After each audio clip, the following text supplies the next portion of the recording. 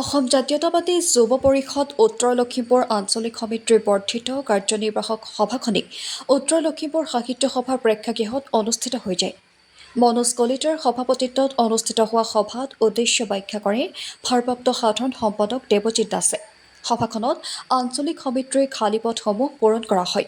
সভাত সৰ্বসন্মতিমৰ্মে ৰিংকু শইকীয়াক সাধাৰণ সম্পাদকৰ দায়িত্ব প্ৰদান কৰা হয়। সভাত বহিৰাগত অনা অসমীয়া লোকক মাতৃ বিক্ৰী নকৰিবৰ বাবে সজাগতা সভা অনুষ্ঠিত কৰাৰ সিদ্ধান্ত গ্ৰহণ কৰা হয়। লগতে স্মাৰ্ট মিটাৰৰ নামত সৰ্বসাধাৰণ ৰাইজৰ পৰা যিদৰে কৰ সংগ্ৰহ কৰা হৈছে তাৰ বিৰুদ্ধে প্ৰতিবাদী কাৰ্যসূচী প্ৰস্তাৱ গ্ৰহণ কৰা হয়।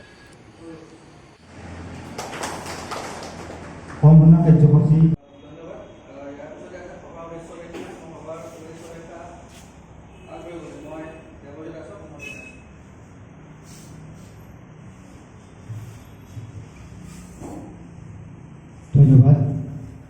অসম জাতীয়তাবাদী যুৱ পৰিষদ উত্তৰ অসম জাতীয় যুৱ পৰিষদ জিন্দাবাদ।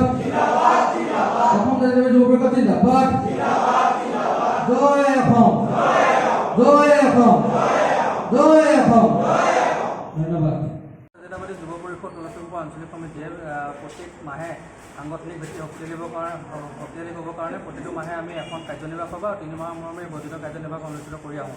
কাৰণ আমাৰ এই 3 মাহৰ মূৰত আমাৰ সাংগঠনিক আমাৰ শাখাসমূহ যিটো কিদৰে শক্তিশালী কৰিব পৰা যায় বা তাৰ লগতে বিভিন্ন সমস্যা যি সমস্যাসমূহ আমি চৰকাৰৰ দৃষ্টিগোচৰ কৰিব লাগে, তাৰ কাৰণে আমি এই বৰ্ধিত কাৰ্যনিৰ্বাহক সভা অনুষ্ঠিত কৰোঁ। আৰু আজি বৰ্ধিত কাৰ্যনিৰ্বাহক সভাত আমি বিভিন্ন সমস্যা যি আলোচনা কৰিছোঁ।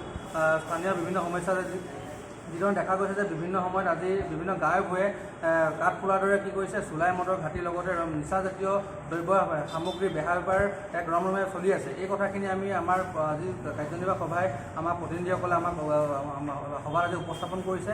তাৰ লগতে আজি আমাৰ বিভিন্ন খালী হৈ থকা পদসমূহ পূৰণ কৰা হৈছে।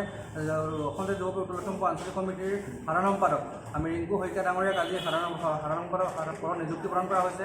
তাৰ লগতে বিভিন্ন পদত আমি নিযুক্তি কৰা হৈছে। তাৰ লগতে আমি আজি এটা বিশেষ প্ৰস্তাৱ গ্ৰহণ কৰিছোঁ যে গাঁৱে গাঁৱে নামঘৰে নামঘৰে আমি এটি সভা অনুষ্ঠিত কৰিম, যাতে সেই সভাসমূহৰ জৰিয়তে ৰাইজক অৱগত কৰিম যাতে আমাৰ ভূমিসমূহ যাতে কোনো ধৰণৰ বহিৰাগত লোকক বণিক গোষ্ঠীত বা বৰপেটা ধুবুৰীৰ পৰা অহা কিছুমান লোকক যাতে এই মাটিসমূহ যাতে বিক্ৰী নকৰে। কাৰণ মাটিসমূহ বিক্ৰী কৰাৰ লগে লগে এটা জাতিৰ ভৱিষ্যত অন্ধকাৰ দিশলৈ গতি কৰে। গতিকে আমি অসম জাতীয় যুৱ পৰিষদে আজি প্ৰস্তাৱ গ্ৰহণ কৰিছোঁ যে বিভিন্ন গাঁওবিলাকত গৈ সভা সমিতি অনুষ্ঠিত কৰি ৰাইজক সজাগ সচেতন কৰিম যাতে আমাৰ ভূমি কেৱল মাত্ৰ খিলঞ্জীয়া লোককে বিক্ৰী কৰিব আৰু অনা অসমীয়া লোকক যাতে কোনো ধৰণে ভূমি বিক্ৰী নকৰে, তাৰ কাৰণে আমি সজাগ কৰিবলৈ আমি সভা অনুষ্ঠিত কৰা আজি প্ৰস্তাৱ গ্ৰহণ কৰিছোঁ।